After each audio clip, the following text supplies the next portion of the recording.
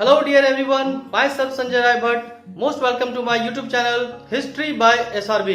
तो आज के इस वीडियो में हम लोग डिस्कस करेंगे चैप्टर 3 नेशनलिज्म इन इंडिया का last topic and the topic name is the sense of collective belonging, यानी कि सामूहिक अपनेपन का भाव। क्या? सामूहिक अपनेपन का भाव। तो इस टॉपिक के बारे में हम लोग इस वीडियो में डिस्कस करेंगे।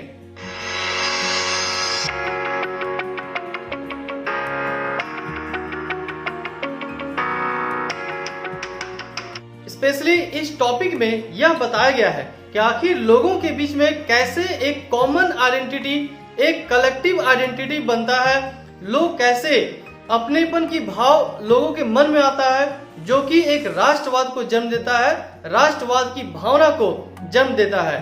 तो यह राष्ट्रवाद की भावना का जन्म कौन देता है? यह सेंस ऑफ कलेक्टिव बिलोंगिंग, यानी अपनेपन का भाव।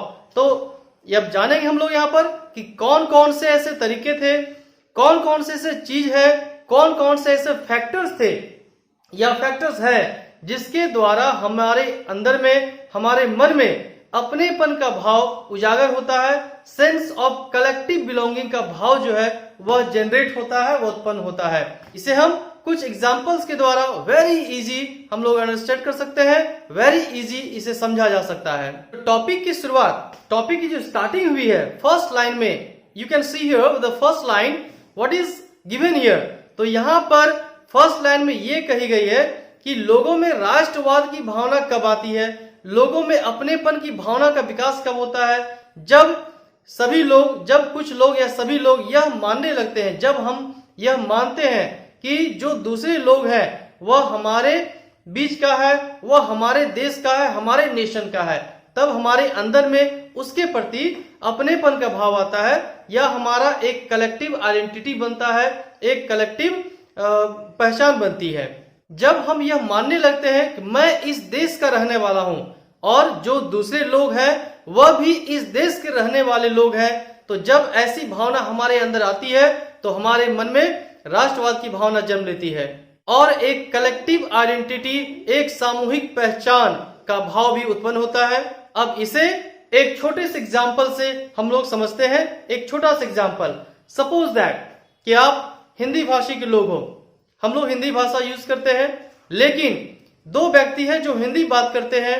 यदि यह दो व्यक्ति तमिलनाडु में मिलता है या बेंगलोर में मिलता है या किसी नन हिंदी भाषा का जो स्टेट है वहां पर जाके मिलता है और वे लोग आपस में मिलते हैं, अपने भाषा को, अपने लैंग्वेज को यूज करते हैं, तो वहां पर अननोन, दोनों के बीच में यदि अननोन रिश्ता है या जानकारी दोनों में नहीं है, फ्रेंडशिप नहीं है, दोनों बिल्कुल एक दूसरे से अननोन है, फिर भी तमिलनाडु में जाकर यदि वो मिलते हैं, यदि एक व्यक्ति उसकी भाषा को सुनता है कि वह हिंदी यूज करता है, तो वहां ऑटोमेटिक दोनों के बीच अपनेपन का भाव उजागर होता है, दोनों में एक अपनेपन यानी फ्रेंडशिप हो जाती है। सीधा सा मतलब है, दोनों में बहुत जल्दी फ्रेंडशिप हो जाती है, दोनों एक दूसरे के क्लोज आते हैं और आपस में बात करते हैं, भाई तुम कहाँ के हो, तुम दिल्ली के हो या एमपी के हो, हिंदी बोल रहे हो, है ना।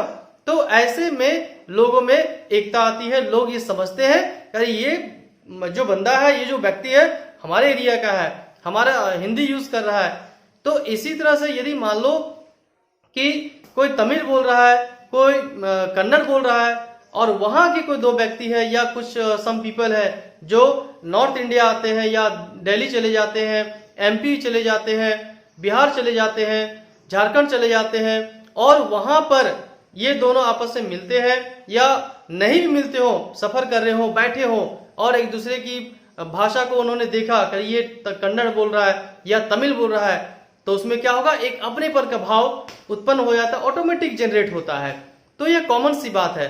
तो यह कैसे हुआ, कैसे दोनों अपनेपन का भाव जनरेट हुआ? क्योंकि यहाँ भाषा ने हेल्प किया, ठीक है। तो इसी तरह से और भी बहुत सारे तरीके हैं जिसके द्वारा एक कॉमन जो आइडेंटिटी होती है, कॉमन जो अपनेपन की भावना होती है, सामूहिक अपनेपन की जो भावना होती है, कॉमन सेंस ऑफ कलेक्टिव जो बिलोंगिंग होती है, यह लाने का और भी बहुत सारा तरीका है। अब एक और मैं एक बहुत ही छोटा सा एग्जांपल देने जा रहा हूं। अब हम इंडियन हैं, ओके, तो वी आर इंडियन अब यहाँ के कुछ लोग ब्रिटेन जाते हैं या अमेरिका चले जाते हैं, जहां पर क्या यूज होता है, इंग्लिश यूज होता है।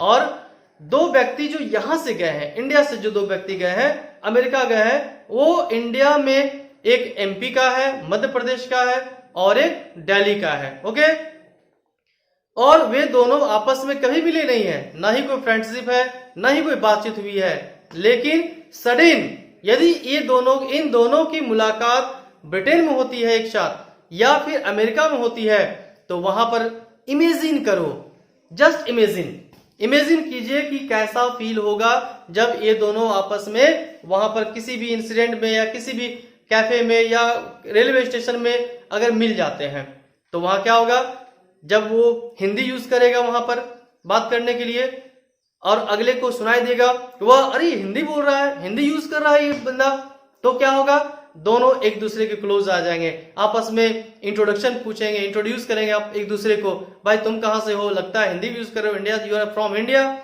विच स्टेट फ्रॉम देयर, तो आप कौन से स्टेट से हो। यानी वो दोनों एक दूसरे के पास आएंगे, बातचीत करेंगे और क्या होगा, एक रिलेशन बनेगा। अपनेपन का जो भाव होता है, बिलोंगिंगनेस का जो भाव होता है, वह दोनों में नेचुरली आएगा, ये ऐसा होता है।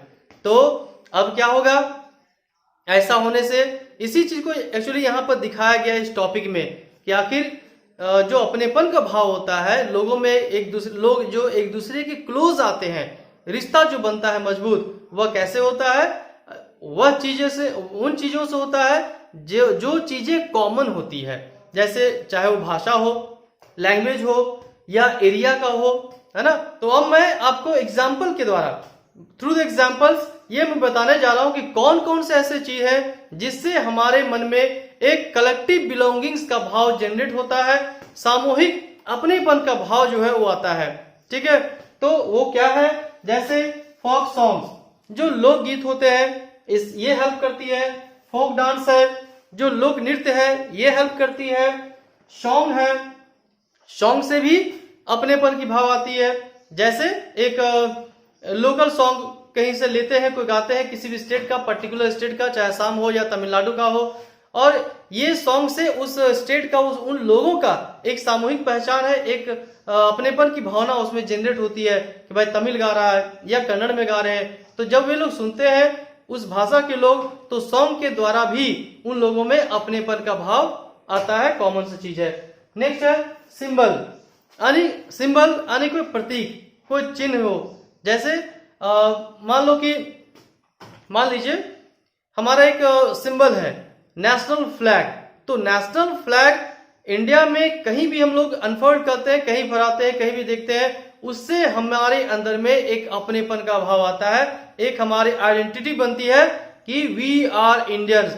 चाहे वो तमिलनाडु का हो, चाहे वो असम का हो, चाहे बिहार का हो, झारखंड का हो, दिल्ली का हो, जो अपने आप को नहीं भी जानते हैं, लेकिन जब वो फ्लैग सभी लोग देखते हैं तो उनमें क्या होगा, एक ही आइडेंटिटी बनती है, एक ही पहचान बनती है। ना कि तमिलनाडु का बनेगा, ना कि बिहारी बनेगा, ना कि झारखंडी बनेगा, ना दिल्लियन बनेगा, कोई पहचान नहीं बनती है। वहां एक कॉमन आइडेंटिटी बनती है, सामूहिक पहचान बनती है। और वह पहचान क्या होगा इंडियन फ्लैग को देखकर, कि हम सभी इंडियन हैं, हम सभी भारतीय हैं। और जब यह सेंस हमारे अंदर में आता है कि हम इंडियन हैं, हम भारतीय हैं, तो इससे जो डिफरेंट लोग हैं, उन डिफरेंट लोगों के बीच में अपनेपन का भाव आता है। यह हम सोचते हैं कि वह तमिलनाडु का नहीं है, वह हमारे कंट्री का है, वह बिहार का नहीं है, वह हमारे देश का है, उस देश का जिस देश के मैं भी हूं, तो ये सोचते हैं हम लोग, तो इससे अपनेपन का भाव आता है। नेक्स्ट है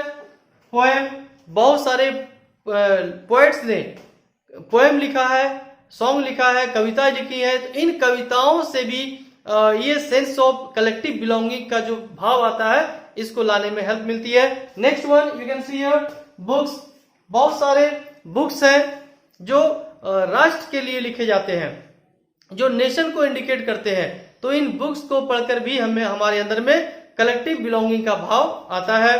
तो इस प्रकार से इस टॉपिक में इसी कॉन्सेप्ट को बताने का प्रयास किया गया है, इसी कॉन्सेप्ट के बारे में बात की गई है कि आखिर लोगों में एक अपनेपन का भाव कैसे जनरेट होता है, कलेक्टिव बिलोंगिंग का जो भाव होता है, सेंस होता है, वह कैसे जनरेट होता है, इसी के बारे में इस टॉपिक में बताया गया है। तो ये लास्ट टॉपिक यहाँ पर हम लोग एंड करते हैं। किसी भी तरह का कोई क्वेश्चन हो, किसी भी तरह की कोई प्रॉब्लम हो तो कमेंट बॉक्स में जरूर कमेंट करें। Thanks for watching video. Have a nice day.